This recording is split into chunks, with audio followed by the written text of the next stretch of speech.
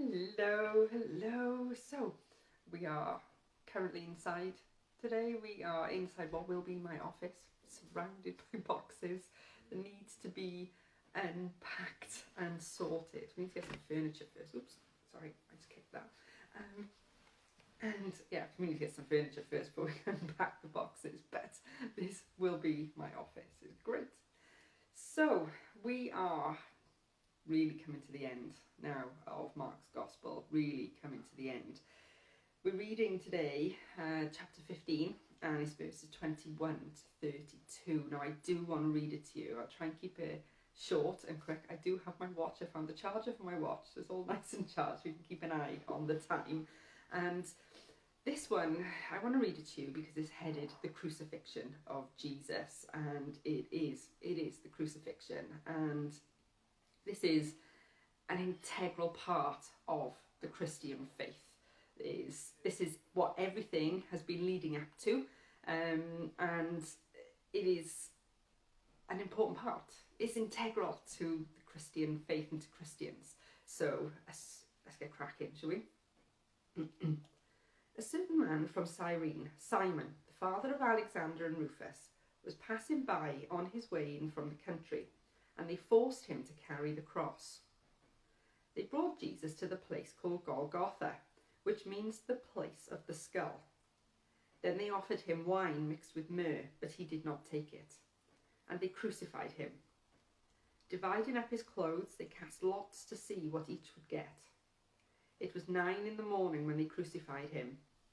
The written notice of the charge against him read, "The King of the Jews." They crucified 2 rebels with him, one on his right and one on his left.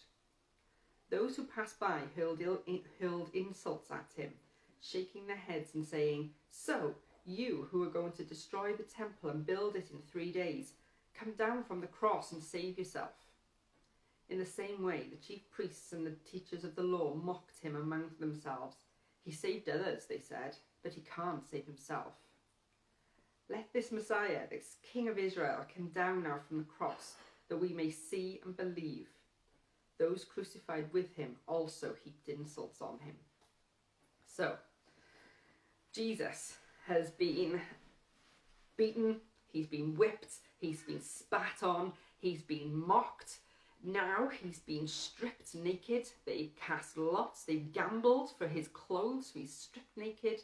He's been made to carry his cross. Now, that's probably just the crossbar, because the vertical one would have been up on the hill already. So that's probably just the crossbar that he's carrying, and he's got to carry it all the way up the hill to Golgotha, the place of the skull, probably because that's where they crucified people all the time. And he was just weak. He was physically weak. He'd been up all night, he'd been beaten, he was a broken man. And so the soldiers pulled this guy, Simon, out of the crowd and said, "You carry his cross for him." And they went up and he was nailed to the cross between 2, it says in my Bible, they're rebels, so revolutionaries, so not just, petty thieves or whatever, revolutionaries. And the charge notice that went above his head that says what he'd done wrong, it says King of the Jews, and that's why they were crucifying him. And it's awful. They offered him wine with myrrh. If you remember right back at the Christmas story, Jesus was given presents of myrrh. It's like a essential oil that they use in embalming, but it's also this drugged wine, I would assume for like a painkiller kind of relief, but Jesus didn't take it. Jesus took his punishment, and it will continue. So the reading goes on to finish off, the actual part where he dies. But he's up on the cross. Now, Jesus was not the first person to be crucified. It was the Romans' favourite way of killing people, of executing people. So people would have been crucified all the time. And did you notice how Jesus was in the middle of these 2 revolutionaries, and one on his left, one on his right, and they mocked him as well. The soldiers mocked him, the crowd mocked him, but so did these revolutionaries as well that were being crucified with him. And you know, in the Bible it says that that in the future, when we die, when Christians die, that we'll be sat on his right hand. He's putting us there with him, and it's just a picture of putting us there. And it's Jesus just took this punishment. You know, I can't find the words to talk about this. This is, like I said, it's integral to the Christian faith. And for me as a Christian, when I think about what Jesus would have suffered, it was not a very nice way to die. He would have suffocated. That's how you die when you crucify, because your arms are in this position, and as your body gets tired, you slump forward because your body can't hold yourself up, and you suffocate. So it would have been a horrible, horrible, horrible way to die. And they say to him, you know, Jesus, if you are the Messiah, if you are God, the Son of God, just come down, save yourself. And Jesus could have. He absolutely could have. I completely, 100% believe that. He could have easily have come down off that cross. But you remember in the garden when he was praying to his Father in heaven, and he said, if there's any other way, please, please. And God said no. And so Jesus said, fine. And he did. And he refused to save himself.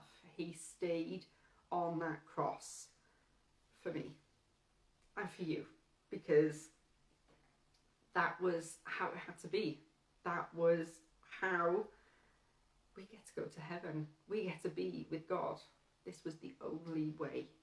And at this point, Jesus is almost fully man.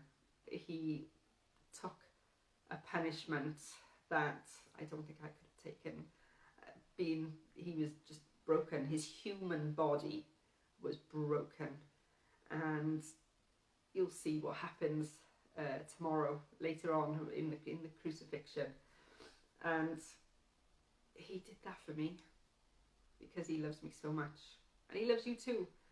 And this is the not very nice part of the Gospels, but this is not what Christians celebrate when they celebrate Easter. This is not the bit.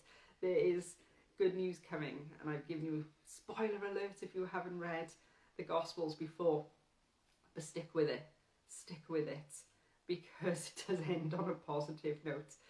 But Jesus did. He suffered that, and he absolutely could have saved himself, but he didn't. He took the punishment that I deserve, that we deserve, because he absolutely loves us.